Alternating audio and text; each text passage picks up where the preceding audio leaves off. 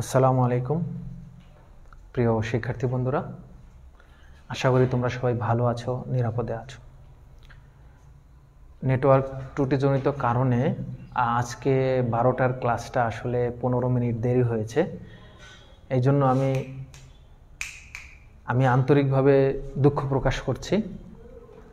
তো প্রিয় শিক্ষার্থী বন্ধুরা, তোমরা যারা আজকে 12টার ক্লাসে জয়েন করতে চেয়েছিলে তারা এখন জয়েন করে ফেলো। ফিনান্স, ব্যাংকিং ও বিমা, তোমাদের সাথে আমি আছি, তানজিরুল হোসেন রাব্বি, প্রভাষক, ফিনান্স, ব্যাংকিং ও বিমা, কৃষি বিশ্ববিদ্যালয় কলেজ। তো প্রিয় শিক্ষার্থী বন্ধুরা, যেহেতু ক্লাসটা আমাদের একটু দেরি হয়ে গেছে, তারপরও আশা করি যে তোমরা দ্রুত আমার ক্লাসে আজকে জয়েন করো এবং ক্লাসটা শেয়ার করে দাও। আর তোমাদের কাছে অনুরোধ করতেছি যে কারো যদি কোনো কোশ্চেন থাকে অবশ্যই কমেন্ট সেকশনে লিখে দাও এবং অবশ্যই ক্লাস রোলটা তোমরা লিখে দেবে। তো প্রিয় শিক্ষার্থী বন্ধুরা, তোমরা দেখতে পাচ্ছ যে আমি অলরেডি একটা প্রশ্ন উদ্দীপক এখানে লিখে রেখেছি। তো আজকে যে উদ্দীপকটা আমি সলভ করব, সেই উদ্দীপকটার সাথে আমরা আজকে যে উদ্দীপকটা শিক্ষার্থী বন্ধুরা সলভ করতে যাচ্ছি, তো এই উদ্দীপকটা হলো বরিশাল বোর্ড 2017 সালে এসেছিল এবং তোমরা হয়তো জানো যে অষ্টম অধ্যায় অর্থাৎ ফিনান্স, ব্যাংকিং ও বিমা প্রথমপত্র অষ্টম অধ্যায় মূলধন, বাজেটিং ও বিনিয়োগ সিদ্ধান্ত, এই অধ্যায়ে এই এনপিভি এবং পেব্যাক পিরিয়ড, এই দুইটা ফর্মুলার অঙ্ক আমাদের পরীক্ষায় বেশি আসে। তো বরিশাল বোর্ড 2017 সালের এই উদ্দীপকটা আমি আজকে নিয়ে আসছি। তো তোমরা আশা করি এই উদ্দীপকটা সলভ করার মাধ্যমে এনপিভি এবং পেব্যাক পিরিয়ড, এই দুইটা গাণিতিক সমস্যা সম্পর্কে জানতে পারবে এবং ইনশাল্লাহ সমাধান করতে পারবে। তো আমি এখন উদ্দীপকটা পড়ছি, তোমরা আমার সাথে সাথে খেয়াল করো। এখানে দুইটা প্রকল্প দেওয়া আছে, তোমরা দেখতেই পাচ্ছ, প্রকল্প এ, প্রকল্প বি। সাধারণত একাধিক প্রকল্প থাকলে সেই প্রকল্পগুলোকে আমরা বলি পরস্পর বর্জনশীল প্রকল্প। তারপরও একাধিক প্রকল্প থাকা সত্ত্বেও সেগুলো স্বাধীন প্রকল্প হতে পারে। প্রথম বছরে প্রকল্প এ থেকে নগদ আন্তঃপ্রবাহ হবে 44,000 এবং প্রকল্প বি থেকে 70,000। এবং তোমরা খেয়াল করতে পারছো যে পরবর্তী বছরগুলোতে প্রকল্প এ থেকে যে নগদ আন্তঃপ্রবাহ হবে এটা হলো সমান নগদ আন্তঃপ্রবাহ। তোমরা এটা দেখতেই পাচ্ছ যে এখানে নগদ আন্তঃপ্রবাহ যেগুলো আছে এগুলো হলো সমান নগদ আন্তঃপ্রবাহ, অর্থাৎ প্রতি বছর 44,000 টাকা করে 44,000 টাকা এখানে 4 বছর পাওয়া যাবে। আর প্রকল্প বি থেকে প্রথম বছরে পাওয়া যাবে 70,000, পরের বছরে 60,000, পরের বছর 30,000 এবং পরের বছরে 25,000 টাকা করে নগদ আন্তঃপ্রবাহ পাওয়া যাবে। এই হলো দুইটা প্রকল্পের সামগ্রিক চিত্র। এবং এখানে বলছে যে পরস্পর বর্জনশীল প্রকল্প। আমরা জানি যে পরস্পর বর্জনশীল প্রকল্প বা মিউচুয়ালি এক্সক্লুসিভ প্রজেক্ট মানে হলো যে কোনো একটা প্রজেক্ট গ্রহণ করতে হয়, বাকিগুলো বর্জন করতে হয়। এখানে দুটি প্রকল্পের প্রাথমিক বিনিয়োগ দেখো দেওয়া আছে 1,40,000। এখানে দুইটা প্রকল্পেরই কত দেওয়া আছে? 1,44,000 টাকা করে আমাদের দেওয়া আছে। তো এখানে যেহেতু আমাদের স্পষ্টভাবে বলাই আছে যে 1,40,000 টাকা, এই এ প্রকল্পের বিনিয়োগ হলো 1,40,000, বি প্রকল্পের বিনিয়োগ 1,40,000। এ প্রকল্পের এই লাইনটা খেয়াল করো, এ প্রকল্পের পেব্যাক সময় দেওয়া আছে 3.18 বছর। এ প্রকল্পের পেব্যাক সময় দেওয়া আছে, অর্থাৎ প্রকল্প এ এর ক্ষেত্রে পেব্যাক পিরিয়ড দেওয়া আছে এবং একই সাথে প্রকল্প এ প্রকল্পের মূলধন এনপিভিও দেওয়া আছে। তার মানে এই এ প্রকল্পের পেব্যাক সময়ও দেওয়া আছে, আবার এ প্রকল্পের এনপিভিও আমাদের দেওয়া আছে, দুইটাই কিন্তু আমাদের এখানে দেওয়া আছে। মূলধন ব্যয় 9%। আমরা জানি মূলধন ব্যয় মানে হলো কস্ট অফ ক্যাপিটাল বা কে। এখন আমাদের সামনে দুইটা প্রশ্ন। গ নম্বরে বলছে প্রকল্প বি এর পিবিপি মানে হলো পে ব্যাক পিরিয়ড বা পরিশোধকাল বা বিনিয়োগ ফেরত সময় কত সেটা নির্ণয় করো। ঘ নম্বর কোশ্চেনে আছে কোন প্রকল্পটি গ্রহণযোগ্য ও কেন। এখানে দুইটা প্রকল্প, প্রকল্প এ এবং প্রকল্প বি। এই দুইটা প্রকল্পের ভিতরে কোন প্রকল্পটা গ্রহণযোগ্য ও কেন সেটা আমাদের গাণিতিকভাবে এখানে বিশ্লেষণ করতে হবে। আমাদের সামনে কিন্তু দুইটা মেথড কিন্তু অলরেডি আমাদের ওরা বলে দিয়েছে, দুইটা পদ্ধতি, একটা হলো এনপিবি আর একটা হলো পেব্যাক। আমরা কিন্তু দুইটার যে কোনো একটা দিয়ে সিদ্ধান্ত নিতে পারি। আমাদের ঘ নাম্বার প্রশ্নে কিন্তু ওরা স্পেসিফিকভাবে বলে নাই যে এনপিবির মাধ্যমে সিদ্ধান্ত নিতে হবে বা পেব্যাকের মাধ্যমে সিদ্ধান্ত নিতে হবে, এরকম কোনো কথা নাই। তার মানে আমরা এনপিবি দিয়েও সিদ্ধান্ত নিতে পারি, পেব্যাক দিয়েও সিদ্ধান্ত নিতে পারি। কিন্তু এখানে উদ্দীপকের কোথাও যদি বলতো যে বাট্টাকৃত পদ্ধতির মাধ্যমে বিনিয়োগ সিদ্ধান্ত নেওয়া হয়, যদি বলতো বাট্টাকৃত পদ্ধতি, সেক্ষেত্রে আমাদের এনপিবির মাধ্যমে সিদ্ধান্ত নেওয়া লাগতো। কারণ আমরা জানি বাট্টাকৃত পদ্ধতির ভিতরে একটা আছে এনপিবি আর একটা হলো আইআরআর। আর উদ্দীপকে কোথাও যদি আমাদেরকে এরকম বলে দিত যে সনাতন পদ্ধতি বা অবাট্টাকৃত পদ্ধতির মাধ্যমে বিনিয়োগ সিদ্ধান্ত নেওয়া হয়, সেক্ষেত্রে কিন্তু আমাদের এই পেব্যাক সময়ের মাধ্যমে কিন্তু আমাদের সিদ্ধান্ত নেওয়া লাগতো যে আইদার এ অথবা বি কোনটা আমরা গ্রহণ করব। কারণ আমরা জানি সনাতন পদ্ধতি বা অবাট্টাকৃত পদ্ধতির ভিতরে একটা হলো এআরআর আর একটা হলো পেব্যাক। তো এখানে এমন কোনো রেস্ট্রিকশন আমাদের দেয় নাই। আমরা we can decide our decision, we can take our decision either by NPV or payback. We are independent, আমরা এই ক্ষেত্রে স্বাধীন। তো এখানে কিন্তু এ প্রকল্পের কিন্তু আমাদের এনপিবিও দেওয়া আছে, আবার এ প্রকল্পের পেব্যাকও দেওয়া আছে। আমরা এখন জাস্ট বি প্রকল্পের এনপিবি অথবা পেব্যাক যদি আমরা বের করতে পারি, তাহলে কিন্তু আমরা সিদ্ধান্তটা নিতে পারবো যে আসলে কোন প্রকল্পটা গ্রহণযোগ্য। তো গ নাম্বারে আমাদের এইটাই চেয়েছে যে বি প্রকল্পের পেব্যাক সময় নির্ণয় করো। আমরা জানি পেব্যাক সময় আমরা কিভাবে নির্ণয় করব, শিক্ষার্থী বন্ধুরা আমার বিশ্বাস সেটা তোমরা ভালো করেই জানো। তো আমি গ নাম্বারটা আগে সমাধান করি। পেব্যাক সময় নির্ণয়। প্রিয় শিক্ষার্থী বন্ধুরা, তোমরা জানো যে পেব্যাক সময় নির্ণয়ের দুইটা পদ্ধতি, একটা হলো সমান নগদ প্রবাহ থাকলে বিনিয়োগ ভাগ নগদ আন্তঃপ্রবাহ, আর যদি অসমান নগদ প্রবাহ থাকে সেক্ষেত্রে আমরা সূত্রটা জানি A plus NCO minus C divide by D. এক্ষেত্রে যেহেতু আমরা বি প্রকল্পের পেব্যাক সময় নির্ণয় করতেছি এবং এখানে নগদ আন্তঃপ্রবাহ কিন্তু এক এক বছরে এক এক রকম, তার মানে এখানে অসমান, এটা আমরা বি প্রকল্পের নির্ণয় করতেছি। বি প্রকল্প আমাদের, তাহলে পেব্যাক সময়ের সূত্রটা আমরা লিখি। পেব্যাক সময়ের সূত্র হইল A plus NCO minus C divide by D. এখন এই A plus NCO minus C divide by D, এখানে এ মানে হলো বিনিয়োগ উঠে আসার কাছাকাছি পুরনো বছর, এনসিও মানে প্রাথমিক বিনিয়োগ, দ্যাট মিন্স এই যে 1,40,000, সি মানে হলো পূর্ণ বছরে ক্রমযোজিত নগদ আন্তঃপ্রবাহ, আর ডি হলো পূর্ণ বছরের পরের বছরে নগদ আন্তঃপ্রবাহ।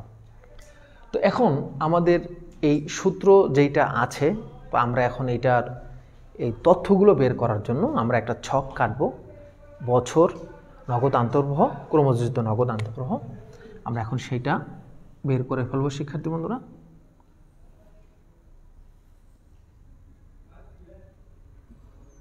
তো আমরা এখন সেইটাই নির্ণয় করতেছি। প্রথমে হবে বছর, নগদ আন্তঃপ্রবাহ, ক্রমযোজিত নগদ আন্তঃপ্রবাহ। বছর, নগদ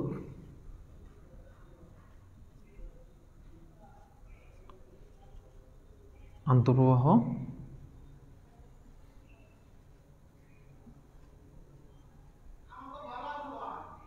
ক্রমযোজিত নগদ আন্তঃপ্রবাহ। আমাদের বছর আছে 4টা, 1, 2, 3, 4। প্রথম বছরে হলো 70,000, দ্বিতীয় বছরে 60,000, তৃতীয় বছরে 30,000, চতুর্থ বছরে 25,000। শিক্ষার্থী বন্ধুরা, আমি দুঃখ প্রকাশ করছি, আসলে নেট না থাকার কারণে আমরা আসলে ডাটা থেকে আজকে ক্লাসটা নিচ্ছি, এই জন্য আমরা এনায়েত স্যারকে ধন্যবাদ জানাচ্ছি। আইসিটির আমাদের এনায়েত স্যার, তিনি কিন্তু ডাটার ব্যবস্থা করে দিয়েছে। আমি রিফাতকেও ধন্যবাদ জানাচ্ছি, আমাদের অফিস সহকারী।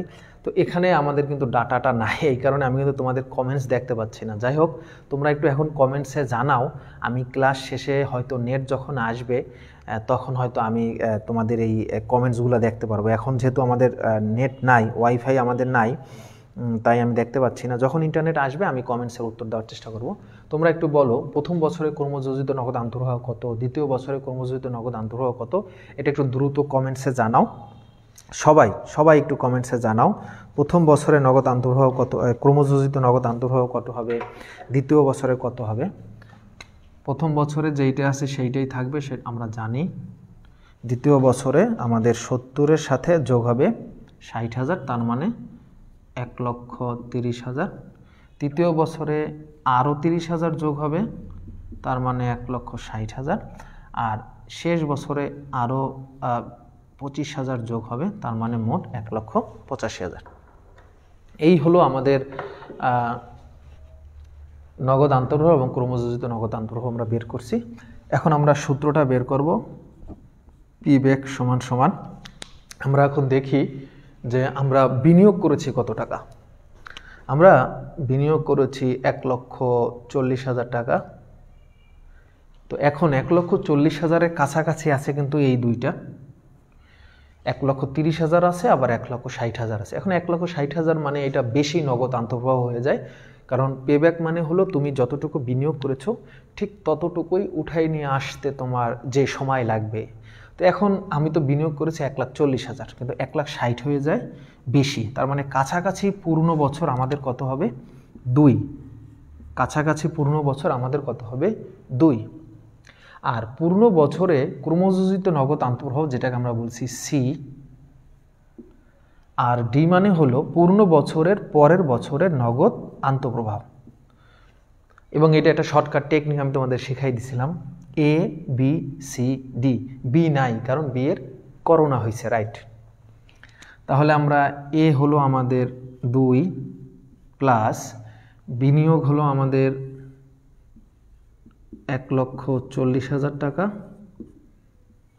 আর ক্রমযোজিত নগদ আন্তঃপ্রবাহ হলো আমাদের 1,30,000, আর ডি এর মান হলো আমাদের 30,000। তাহলে উপরে আমাদের থাকে 10,000 আর নিচে আমাদের থাকে 30,000। এখন যদি আমরা ক্যালকুলেশন করি,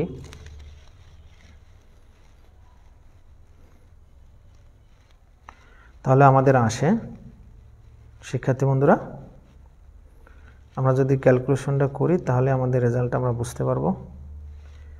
আমাদের আসে 0.033। তাহলে এখানে আসে আমাদের 2 প্লাস 0.033। তাহলে আমরা লিখতে পারি 2.33 বছর।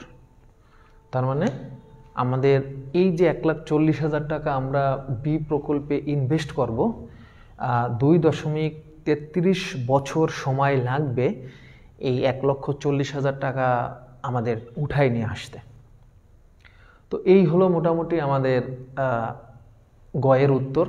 এখন কিন্তু ঘয়ের উত্তর কিন্তু আমরা এখনই দিতে পারি। কিভাবে দিতে পারি তোমরা একটু কমেন্টসে জানাও তো। যারা যারা আজকে ক্লাসে আমার সাথে আছো, প্লিজ শিক্ষার্থী বন্ধুরা তোমরা এখন কমেন্টসে জানাই দাও যে ঘয়ের উত্তরটা কি আমরা এখন দিতে পারি কি না। অবশ্যই আমরা দিতে পারি, কারণ আমাদের কিন্তু এখানে বলা হয় নাই যে এনপিবি বা পেব্যাক কোনটা দিয়ে সিদ্ধান্ত নেব। আমরা কিন্তু এ প্রকল্পের পেব্যাক কিন্তু আমাদের হাতে আছে 3.18 বছর, আবার মাত্র আমরা বি প্রকল্পের পেব্যাক বের করছি আমরা 2.33 বছর। তাহলে সিদ্ধান্ত কিন্তু আমরা এখনই দিতে পারি। তো তোমরা একটু সিদ্ধান্তটা আমাকে কমেন্টসে জানাই দাও যে আসলে আমাদের সিদ্ধান্ত কি হবে। আমরা কি এ প্রকল্প গ্রহণ করব না বি প্রকল্প গ্রহণ করব। যেহেতু এটা পরস্পর বর্জনশীল প্রকল্প, তোমরা জানো যে পরস্পর বর্জনশীল প্রকল্পে সবগুলো প্রকল্প নেওয়া যায় না। যদি মানে পর্যাপ্ত পরিমাণ টাকা থাকতো সেক্ষেত্রে স্বাধীন প্রকল্পের ক্ষেত্রে আমরা নিতে পারতাম, কিন্তু এটা তো স্বাধীন প্রকল্প না, পরস্পর বর্জনশীল প্রকল্প। যে কোনো একটা আমরা গ্রহণ করব, বাকিগুলো আমরা বর্জন করব। তো এখন ঘয়ে কিন্তু আমরা এখনই সিদ্ধান্ত দিতে পারি পেব্যাকের মাধ্যমে, কারণ এ প্রকল্পের পেব্যাক সময় হলো 3.18 আর বি প্রকল্পের পেব্যাক আমরা মাত্র বের করছি 2.33 বছর। আমি আশা করি কমেন্টসে তোমরা অনেকেই জানাই দিছো, আমার বিশ্বাস। আর নেট আসলে আমি হয়তো দেখতে পারবো, নেটটা যদি চলে আসে তাহলে আমি দেখতে পারতাম, নেট এখনও আসে নাই। তো আশা করি তোমরা এটা বুঝতে পেরেছো যে কোনটা আমরা গ্রহণ করবো। আমরা জানি যে পেব্যাক সময়ের ক্ষেত্রে যেই প্রকল্পের পেব্যাক সময় কম লাগবে, কারণ তুমি কি চাও as a investor, you expect to get your invested money back as early as possible, অর্থাৎ যত দ্রুত ইনভেস্ট করা মানি তুমি তোমার কাছে ফিরাই নিয়ে আসতে পারবা, ততই তোমার জন্য এটা গ্রহণযোগ্য এবং লাভজনক হবে। এখন আমরা কিন্তু পেব্যাকের মাধ্যমে সিদ্ধান্ত দিতে পারি, কিন্তু আমি কি কাজটা করব, আমি পেব্যাকের মাধ্যমে সিদ্ধান্ত দেব ঠিক আছে, বাট আমি এখন এনপিবিও করে নিচ্ছি। কেন করে নিচ্ছি? যেহেতু এখানে এনপিবিরও একটা মান দেওয়া আছে, তো এনপিবি করে যে সিদ্ধান্ত দিতে হবে এটা কিন্তু গুরুত্বপূর্ণ বা এটা কিন্তু জরুরি না। যদি এখানে বলা থাকতো যে বাট্টাকৃত পদ্ধতির মাধ্যমে সিদ্ধান্ত দেওয়া হয়, সেক্ষেত্রে কিন্তু এনপিবি ব্যবহার করাই লাগতো। যাই হোক, আমি এখন যে কাজটা করব, বি প্রকল্পের একটা এনপিবি বের করে ফেলব। বি প্রকল্পের আমরা একটা এনপিবি বের করে ফেলব।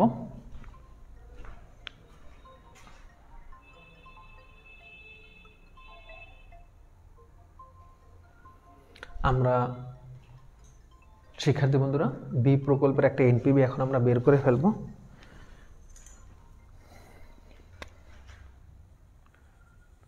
আমরা জানি যে এনপিবির সূত্র হলো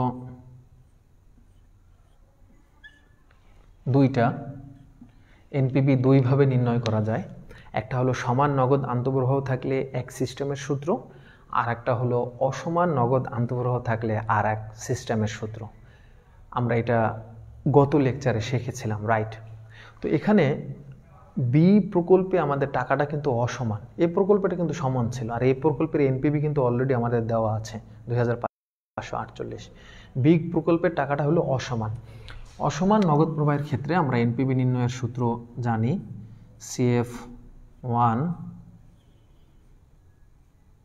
1 + K N1, CF2 1 + K N2, CF3 1 + K N3, CF4 1 + K N4 minus CF0। এখন আমরা মান বসাবো। CF1 মানে হলো প্রথম বছরে নগদ আন্তঃপ্রবাহ আমাদের দেওয়া আছে 70,000। কে এর মান আমাদের দেওয়া আছে 9%, কে মানে হলো 9% এর দেওয়া আছে। 9%কে আমরা লিখতে পারি 0.09, প্রথম বছরে -1। এরপর হলো দ্বিতীয় বছরে হলো আমাদের 60,000।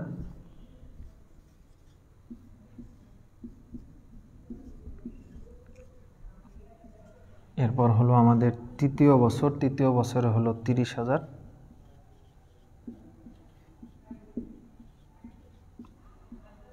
এরপর হলো চতুর্থ বছরে হলো আমাদের 25,000।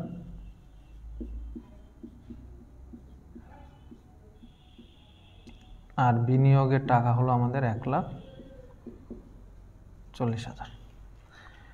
এখন যদি আমরা এগুলোকে একসাথে করে ফেলি, এইটার মান একটা বের করব, এইটার একটা মান বের করব, এইটার একটা মান বের করব, এইটার একটা মান বের করব, তাহলে কীরকম অবস্থাটা দাঁড়ায় আমরা একটু ক্যালকুলেটরে করি শিক্ষার্থী বন্ধুরা।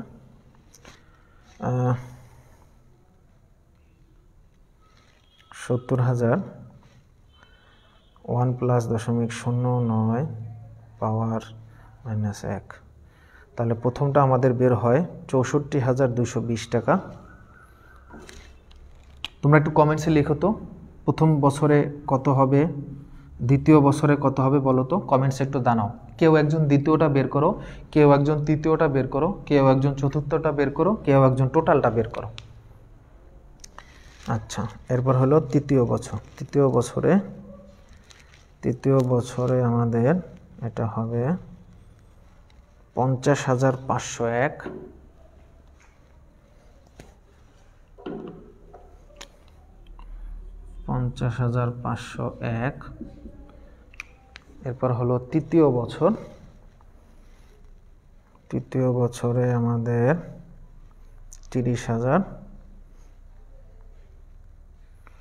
তৃতীয় বছরে বের হয়েছে 23,165.50, তো আমরা লিখতে পারি 23,166, 23,166। চতুর্থ বছর,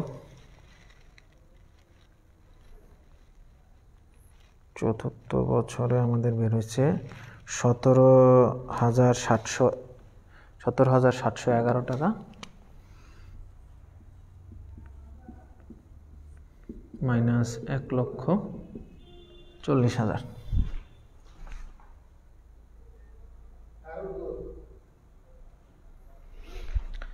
আচ্ছা, তাহলে এখন আমরা যে কাজটা করতে পারি শিক্ষার্থী বন্ধুরা, সবগুলো এখন আমরা যোগ করব। তোমরা একটু কমেন্টসে জানাই দাও সব একসাথে যোগ করলে কত হয়। 64,220, 50,501, 23,166, আর শেষেরটা কত 17,711। তাহলে সব যদি আমরা যোগ করে আমাদের বের হয় 1,55,598, 1,55,598 মাইনাস 1,40,000। তাহলে আমরা যদি এইখান থেকে 1,40,000 বাদ দেই, 15,598 টাকা, 15,598 টাকা আমাদের কি বের হলো? 15,598 টাকা আমাদের বি প্রকল্পের এনপিভি বের হয়ে গেল 15,598।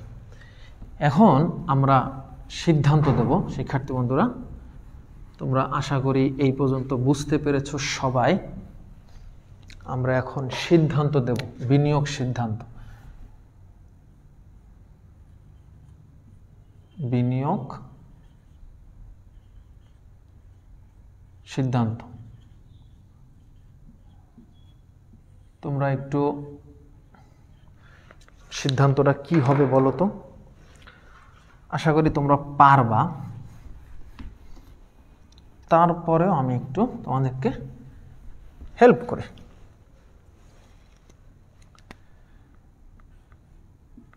এ প্রকল্প, এ প্রকল্পের এনপিভি, এ প্রকল্পের পেব্যাক,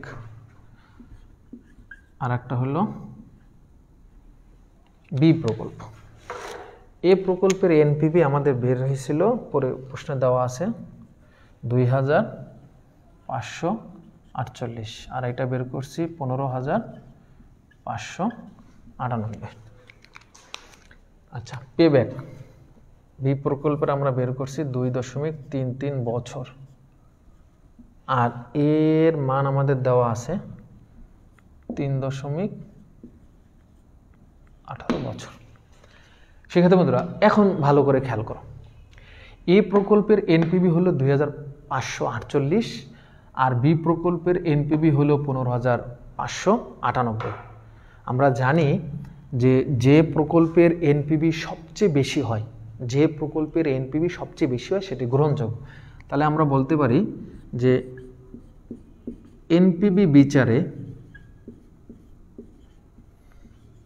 বি গ্রহণযোগ্য।